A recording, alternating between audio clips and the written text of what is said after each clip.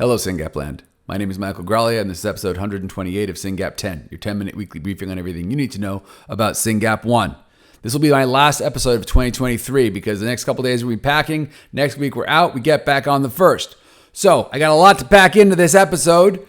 Let's move through. I want to start with the most important thing. The most important thing is getting data into studies so that studies can inform therapy development, so we can get better drugs for our kids, so that we can have better lives for our families and our loved ones with SYNGAP 1. Very simple. The way we do that is we sign up for studies. The reason we sign up for studies is they are in and of themselves useful, but we're also sending a clear message to industry that we can fill any study anytime. And this is something people really have to get through. So I just had a video blip there, but I'm going to keep moving. First of all, brand new study from the University of Rochester, and they're looking across multiple genes, and it's one of these 15 minutes. Is this a problem? Is this not a problem? The reason that matters is they're going to take that data to the FDA, and they're going to say, these are the things we should measure in a trial. This is super valuable. It's coming from a very strong team at Rochester, but it's also across multiple genes. And so that'd be very useful to show how different families differ in what they prefer. This is a red cap link, which means you click on it, you plow through questions for 15 minutes, you hit submit, it's over. This is brand new as of 2 days ago. If you're on Slack and I told you to do it, thank you. If you're on the Facebook group and I told you to do it, thank you. If you have not done a brand new study in the past 3 days, first link in the show notes, red cap, click on it, do it. They want 200 respondents. Last time I checked, we were around 25. And only 20 of those had completed. So by the way, please make sure to complete this. Okay? That's super important. 4 other studies I want to mention, maybe 5. There's an SRF funded study for adults. If you have an adult age 17 or older, because it's like a 2-year, they ask you questions over 2 years, study. If you have 17 or older Syngapian, this is a must, right? If you did it before, do it again, right? So they did a first paper from Dr. Andrade. This is a bigger fund paper. We are funding it. They will work with multiple languages. They can work in English, Spanish. They're talking to our Portuguese families. Whatever it takes, guys. All of our kids with SYNGAP will become adults with SYNGAP, and this paper will inform how they are cared for. It is super important. Please email Ilakia Chandran at uhn.ca. Emails in the show notes. Sign up for that study. If your patient is 17 or older, I don't care what language you speak, please do it. Also SRF funded. We are funding the eye tracking study at John Carroll University. If you're like, wait, I did that a year ago. That was the version 1. Now they're doing a version 2. We're funding it. If you did version 1, you still need to do version 2. You still need to email Katie again, ckhuba@jcu.edu. She's amazing. If you worked with her before, you remember how great she is. Sign up for that study. Citizen is still alive and well. If you have not signed up for Citizen, sign up for Citizen, citizen.com/SYNGAP1/SRF. You got to do the full link, /SYNGAP1/SRF. Sign up for Citizen. If you are east of the mountains, right? If you are on the East Coast-ish, I would love you to do CHOP. CHOP, I had great meetings with Mike Boland at CHOP and then with Ingo at CHOP this week. It's been a very busy week. And basically, year to date, they've enrolled 50 people. And they would run around AAS talking to industry, being like, look how many SYNGAP patients we've got. And industry was like, what? So that's really exciting. And they want to get 100. And I know from recruiting for Citizen that the first 50 is a lot easier than the next 50. But I want to be clear. For SYNGAP 1 to become the disease that gets defined and treated faster than any other monogenic epilepsy ever, we need both a retrospective natural history study, Citizen, and we're going to see some great papers on that in the year to come, and a prospective a clinical natural history study, which is what we've got at CHOP. And we need to expand that to other sites, but I'll come to that in a second. Right now, you have the chance to get to CHOP. It is funded for the next 6 months. They are taking new patients. For the next 6 months only, they are taking new patients. After that, the first 100 will get seen again and again and again over a year or so, right? If you have not signed up for CHOP and you can manage to travel to Philadelphia, sign up for CHOP, right? If cost is an issue, SRF will help with travel. But please get yourself to CHOP. Get in that study. It is a massively important study. If you are west of the mountains, we are setting up stuff at Colorado and Stanford. If you are close to Colorado or Stanford and you haven't been seen there, get seen there. There's a flyer on our website. Just Google SYNGAP1 Stanford Clinic And you will find the link. If you don't have it, email me or Lauren or Corey. We can send it to you. Colorado Children's, just call them. And then also, if you're in Texas, we have a really cool family-funded study at Cook Children's Hospital. They're doing QEEG and MEG. It's very fancy science. They need like 5 more patients. Please sign up for that. Email Corey. Remember, all of our studies are listed at curesingap1.org/studies. So this is important, guys. Go ahead and do that red cap. Make sure you've signed up for the Frazier. If you've got an adult, sign up with Andrade's group. If you haven't done the eye tracking study yet, sign up for the eye tracking study yet. And then the natural histories at CHOP, Stanford, or Colorado. Awesome. Thank you very much. Let's keep talking. All of this work we do, all of these hours we spend filling out these surveys and going and doing these visits, they matter. And they end up in important literature that our clinicians and other families' clinicians will read all over the world. And I want to give a shout out to Ben Thomas, Natasha Ludwig, and Connie Smith-Hicks, and a couple other authors I don't know, all out of KKI at Hopkins, who just wrote a really cool paper on autism and behaviors and Syngapians. And this is great because if you haven't, you're going to one day find yourself in an IEP meeting explaining to clinicians, or not clinicians, explaining to probably clinicians too, but explaining to teachers and principals and special ed instructors, all these crazy people, that yes, behaviors is a part of SYNGAP 1, and they can't suspend your kid from school, and this is actually part of this disability, and they need to up their game. If I sound angry, it's because Tony has recently been let down spectacularly by his school district. But let me come back to the point. The point is, this paper on severe behaviors really lays it out beautifully, and I think every BCBA and every school psychologist and every special ed teacher needs to read it.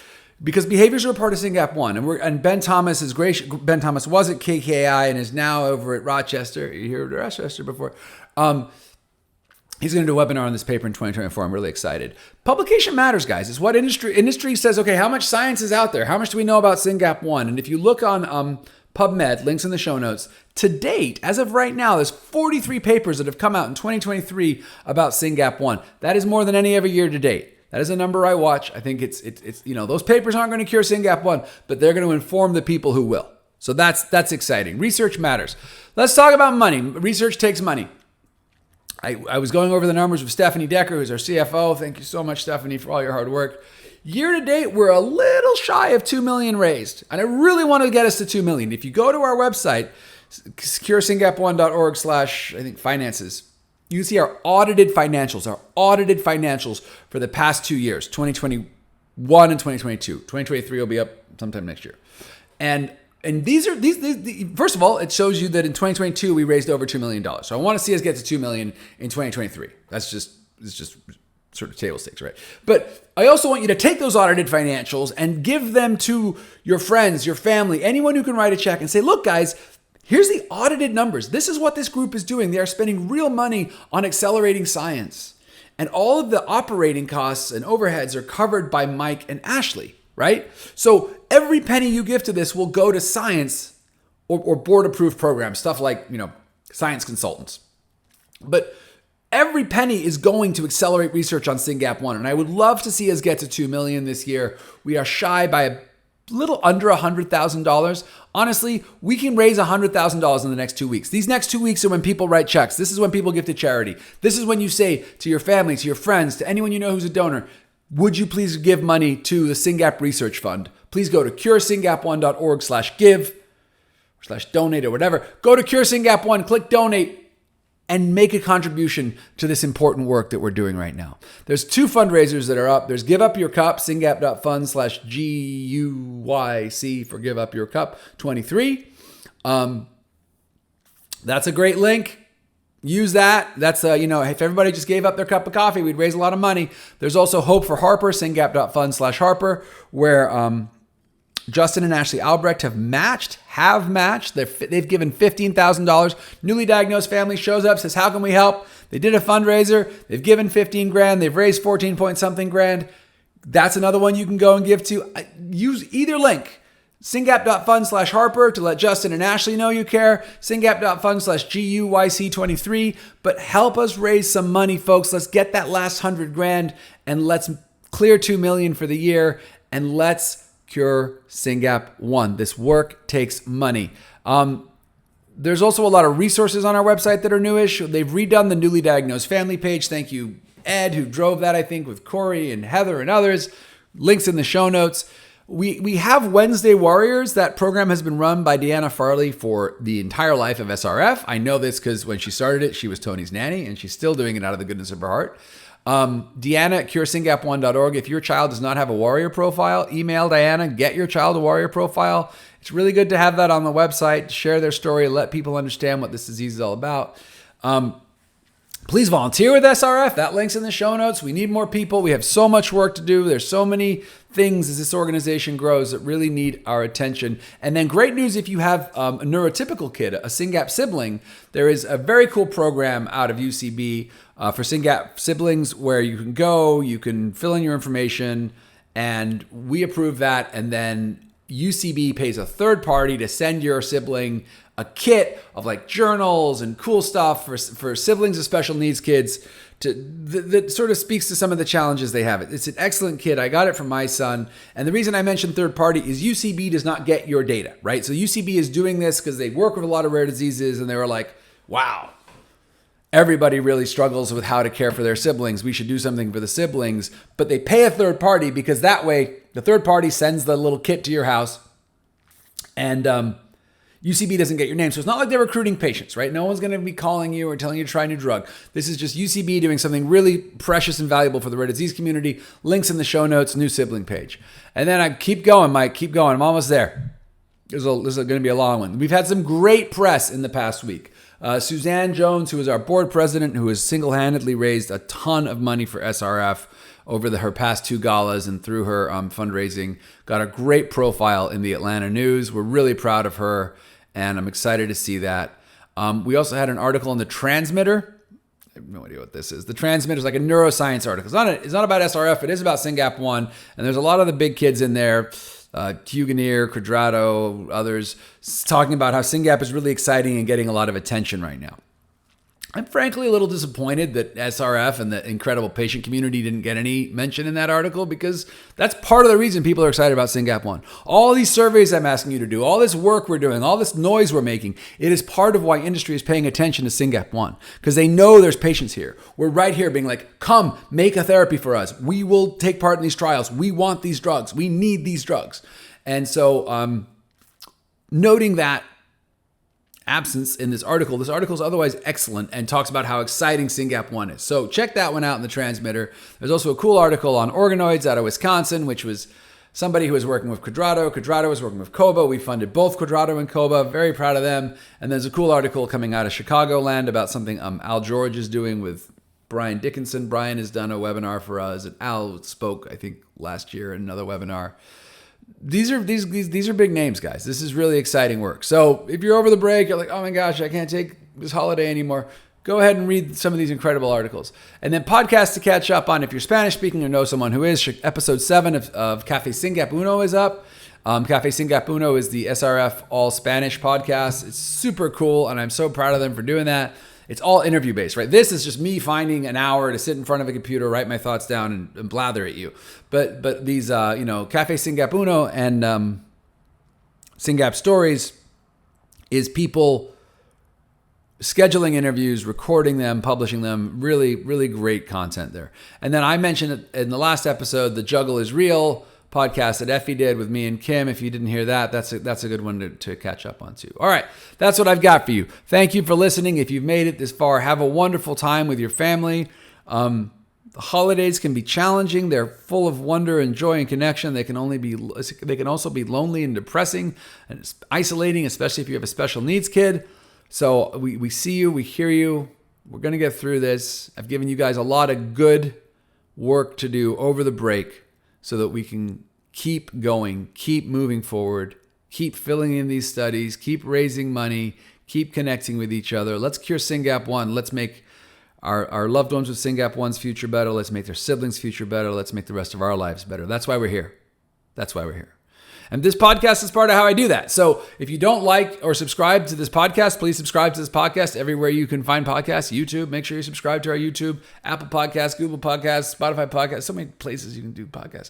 But sign up and Give us 5 stars everywhere so more families who are alone and tired and typing SingGap1 into Google can find this community and can connect and can learn that there is hope. Love, Hope, Cure. Oh, that's the last thing I wanted to say. Love, Hope, Cure. I got my SingGap1 merch on. Love, Hope, Cure. If you don't have some gifts yet, well, it's a little late, but you never know.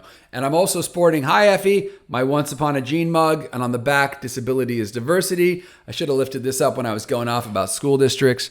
It's been a rough year. Tony's had a really rough year. As you know, we moved here over the summer to a new town, and we went to great lengths to give him a good start in the local schools, and it's just been a spectacular fail. And I think at this point we're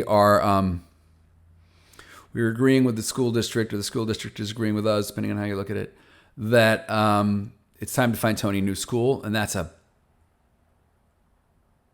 I don't have polite language to describe this process, but it's unpleasant and it's a burden, and it's really stressing Tony out. He knows something's changing. He doesn't know what's going on. He's confused. He was in the car yesterday being like, I'm bored. I want to go to school. When do I go to school? And it's just heartbreaking. So I don't want to talk too much about that, especially just in case I have to sue anybody, but it's been a rough year. It's been a rough year, and here's to a better 2024. But let's finish 2023 strong. Let's meet our fundraising goals, and let's keep going. We don't have a choice. We got to make the future better for these kids. All right, everybody. Thanks for listening.